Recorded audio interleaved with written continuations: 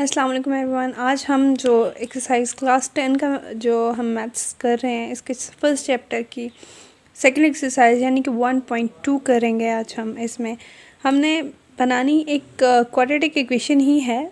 ठीक है, मैं आपको बता चुकी हूँ क्वाड्रेटिक इक्वेशन को सॉल्व करने की हमारे पास क्या है, 3 मेथड्स हैं, उनको ही आगे भी यूज़ करेंगे। लेकिन अब इस तरह की फॉर्म्स होंगी जो हम नहीं सोच सकते या ये क्वाड्रेटिक इक्वेशन बना रही है। लेट्स सी, मैं आपको बताऊंगी।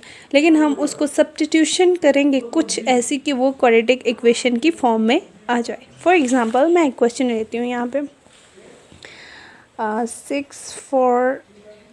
6x⁴ minus 13x+5x equals to 0।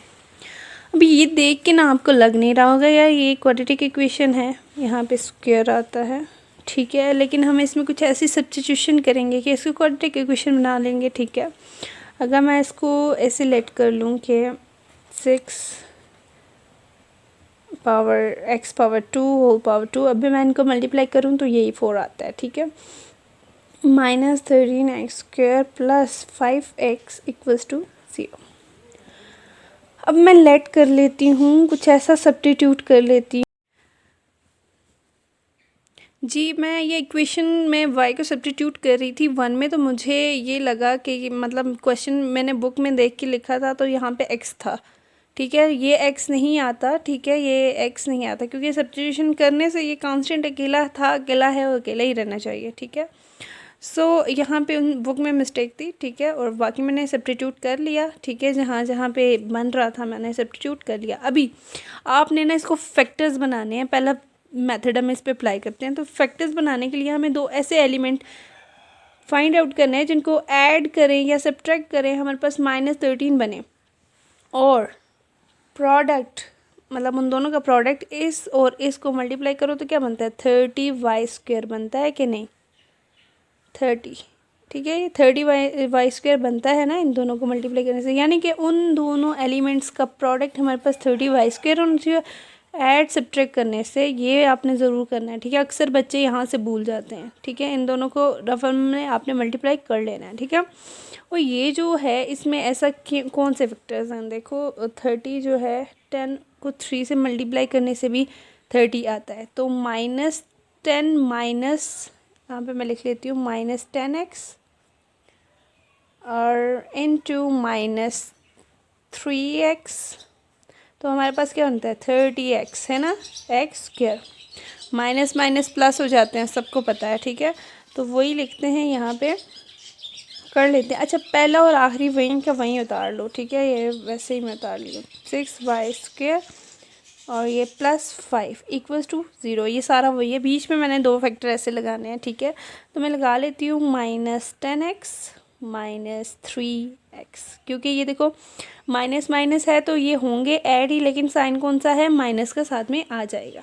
तो ये हो गए। अभी इनमें से मैंने x लिख लिए, रमज़ान है दिमाग मेरा वो है। ठीक है, ये y की फॉर्म में है तो y करना है। ठीक है, मैंने यहाँ पे x कर लिया। ठीक है, तो ये y है। ठीक है, सो आगे इनमें से देखो, इनमें से y कॉमन ले लेते हैं तो और क्या कॉमन निकलता है, और इनमें से 2 भी कॉमन निकलता है, तो अंदर 3y -5y, और यहाँ पे कुछ कॉमन नहीं निकल रहा तो माइनस को कॉमन ले लेते हैं, 1 कॉमन ले लेते हैं, तो ये अंदर 3y -5 इक्वल्स टू 0। अंदर वाले ब्रैकेट दोनों हमारे सेम आ रहे हैं तो हम लिख लेते हैं 2y -1 3y -5। ठीक है, ये समझ लो कि मैंने ये वाला कॉलम ये कॉमन ले लिया, ये फैक्टर इन दोनों में से, तो पीछे मेरे पास ये वाली टर्म और ये वाली टर्म रहेगी इक्वल्स टू 0। अब तो मैं इसको भी इक्वल्स टू 0 लिख सकती हूँ, इसको भी इक्वल्स टू 0 लिखती हूँ। ठीक है, तो मैं लिख लेती हूँ 2y -1 equals to 0, 3y -5 equals to 0। तो इससे मेरे पास आ जाता है, 1 को मैं उधर ले जाऊंगी और 2 से डिवाइड कर दूंगी तो ये 1/2 बन जाता है, और यहाँ पे y = 5 को मैं उधर ले जाऊंगी, 3 से डिवाइड कर दूंगी तो मेरे पास क्या बन जाता है 5/3। ठीक है, लेकिन इक्वेशन हमारी किस में है, एक्स में है। तो अभी आंसर किस में आए हैं, वाई में आए हैं, हमें तो एक्स के आंसर चाहिए। सो जहाँ पे हमने सब्स्टिट्यूशन की वहाँ पे वापस जाते हैं, जो वाई की वैल्यूज़ आई हैं इसके साथ इक्वेट कर लेते हैं, जो वैल्यूज़ आई हैं इधर डालते हैं, ठीक है। तो x square is equal to y, तो हमारे पास दो वाई की वैल्यूज़ हैं, दो दफ़ा लिखते हैं। X square is equal to 1/2 और ये वाला यूज़ करते हैं। X square is equal to 5/3, हाँ ये दोनों यूज़ कर लिए। एंड उसके बाद अभी हम इन एक्स को स्क्वायर तो नहीं चाहिए, एक्स चाहिए, तो हम अंडर रूट ले लेते हैं, ठीक है। तो अंडर रूट लेने से ये एक्स रह जाएगा, ठीक है, ओके। और यहाँ पे लेंगे तो ये कैंसिल हो जाएगा, ठीक है। मैं इधर कैंसिल लिख रही थी तो गंदा बन गया इतना ज़्यादा, ठीक है, ये कैंसिल हो गया। उसके बाद यहाँ पे ये हमारे पास 5/3 है, इसका अंडर रूट हो जाएगा। अब देखें हमारे पास ना इक्वेशन, क्या मैंने आपको बताया था पिछली वीडियो में कि यार जितनी इक्वेशन की हाईएस्ट डिग्री होती है उतने हमारे पास ज़ीरोज़ ऑफ इक्वेशन या रूट्स ऑफ इक्वेशन आते हैं। तो यहाँ पे अब देखो, मैं ये अंडर रूट जब वैल्यू आती है तो ये प्लस माइनस की आती है, ठीक है। ये आप लिख सकते हो equals to 1 plus minus divided by under root 2, ठीक है। ये क्योंकि 1 का अंडर रूट मैंने 1 लिख लिया, यहाँ सॉल्व नहीं हो सकता तो मैं लिखूँगी ये वाला और के बाद ये वाला मेरे पास बनता है x equals to plus minus under root 5/3। So ये 5/3 और बस हमारे पास जो आंसर्स आए हैं इस इक्वेशन के आंसर तकरीबन हमारे पास बनते हैं अंडर रूट, मैं इस तरह लिख लेती हूँ। सोल्यूशन सेट हमारे पास जो बनता है वो बनता है, एक तो 1/√2, 1/√2 माइनस वाला, और हमारे पास दूसरा जो बना था √5/3 माइनस वाला और प्लस वाला 5/3। तो ये चार ही आंसर बने हैं। जैसे हाईएस्ट डिग्री हमारे पास क्या थी, 4 थी। सो यही था हमारा question. Thank you for watching. जी मैं ये इक्वेशन में y को सब्स्टिट्यूट कर रही थी 1 में, तो मुझे ये लगा कि मतलब क्वेश्चन मैंने बुक में देख के लिखा था तो यहाँ पे x था, ठीक है। ये x नहीं आता, ठीक है, ये x नहीं आता क्योंकि सब्स्टिट्यूशन करने से ये कांस्टेंट अकेला था, अकेला है और अकेला ही रहना चाहिए, ठीक है। सो यहाँ पे उन बुक में मिस्टेक थी, ठीक है, और बाकी मैंने सब्स्टिट्यूट कर लिया, ठीक है। जहाँ जहाँ पे बन रहा था मैंने सब्स्टिट्यूट कर लिया। अभी आपने ना इसको फैक्टर्स बनाने हैं, पहला मेथड हम इस पे अप्लाई करते हैं। तो फैक्टर्स बनाने के लिए हमें दो ऐसे एलिमेंट फाइंड आउट करने हैं जिनको ऐड करें या सब्ट्रैक्ट करें हमारे पास -13 बने, और प्रोडक्ट मतलब उन दोनों का प्रोडक्ट इस और इस को मल्टीप्लाई करो तो क्या बनता है, 30y² बनता है कि नहीं, 30, ठीक है। ये 30y² बनता है ना इन दोनों को मल्टीप्लाई करने से, यानी कि उन दोनों एलिमेंट्स का प्रोडक्ट हमारे पास 30y² होना चाहिए। ऐड सब्ट्रैक्ट करने से ये आपने ज़रूर करना है, ठीक है। अक्सर बच्चे यहाँ से भूल जाते हैं, ठीक है। इन दोनों को रफल में आपने मल्टीप्लाई कर लेना है, ठीक है।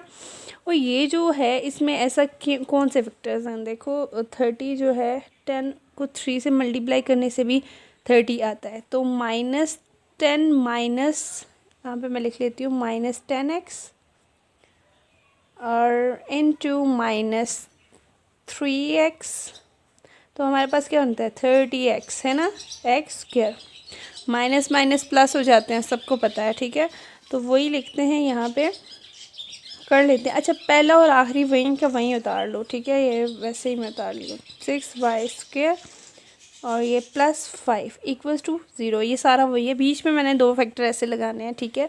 तो मैं लगा लेती हूँ -10x -3x, क्योंकि ये देखो माइनस माइनस है तो ये होंगे ऐड ही, लेकिन साइन कौन सा है, माइनस का साथ में आ जाएगा।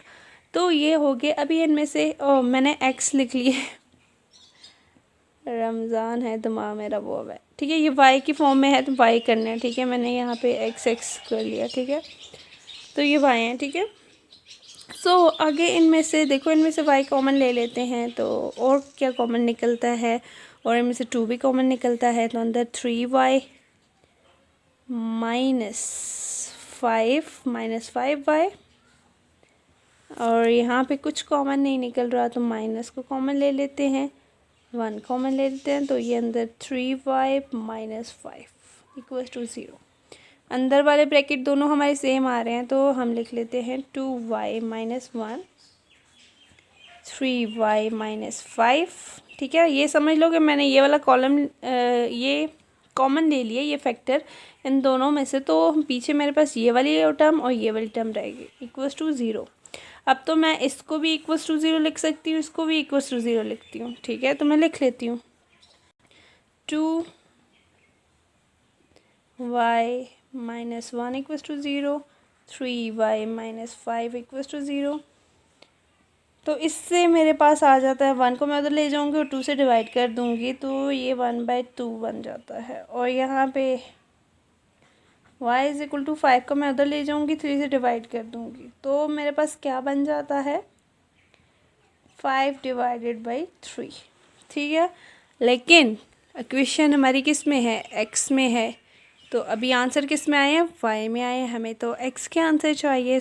जहाँ पे हमने सब्स्टिट्यूशन की वहाँ पे वापस जाते हैं, जो y की वैल्यूज़ आई हैं इसके साथ इक्वेट कर लेते हैं, जो वैल्यूज़ आई हैं इधर डालते हैं। ठीक है, तो x² is equal to y, तो हमारे पास 2y की वैल्यूज़ हैं, 2 दफ़ा लिखते हैं, x² इज़ इक्वल टू 1/2 और ये वाला यूज़ करते हैं, x² इज़ इक्वल टू 5/3। हाँ, ये दोनों यूज़ कर लिए, एंड उसके बाद अभी हम इन x को स्क्वायर तो नहीं चाहिए, x चाहिए, तो हम अंडर रूट ले लेते हैं। ठीक है, तो अंडर रूट लेने से ये x रह जाएगा। ठीक है, ओके, और यहाँ पे लेंगे तो ये कैंसिल हो जाएगा। ठीक है, मैं इधर कैंसिल लिख रही थी तो गंदा बन गया इतना ज़्यादा। ठीक है, ये कैंसिल हो गया। उसके बाद यहाँ पे ये हमारे पास 5/3 है, इसका अंडर रूट हो जाएगा। अब देखें हमारे पास ना इक्वेशन, क्या मैंने आपको बताया था पिछली वीडियो में कि यार जितनी इक्वेशन की हाईएस्ट डिग्री होती है उतने हमारे पास ज़ीरोज़ ऑफ इक्वेशन या रूट्स ऑफ इक्वेशन आते हैं। तो यहाँ पे अब देखो, मैं ये अंडर रूट जब वैल्यू आती है तो ये प्लस माइनस की आती है। ठीक है, ये आप लिख सकते हो equals to 1 plus minus divided by under root 2। ठीक है, ये क्योंकि 1 का अंडर रूट मैंने 1 लिख लिया, यहाँ सॉल्व नहीं हो सकता तो मैं लिखूँगी ये वाला, और के बाद ये वाला मेरे पास बनता है x equals to plus minus under root 5/3।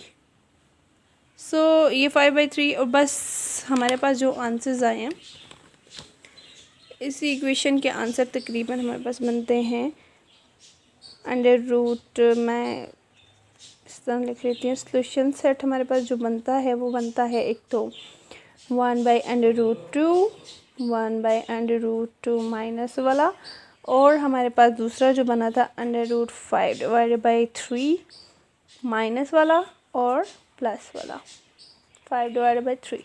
तो ये 4 ही आंसर बने हैं। जैसे हाईएस्ट डिग्री हमारे पास क्या थी, 4 थी। यही था हमारे question. Thank you for watching.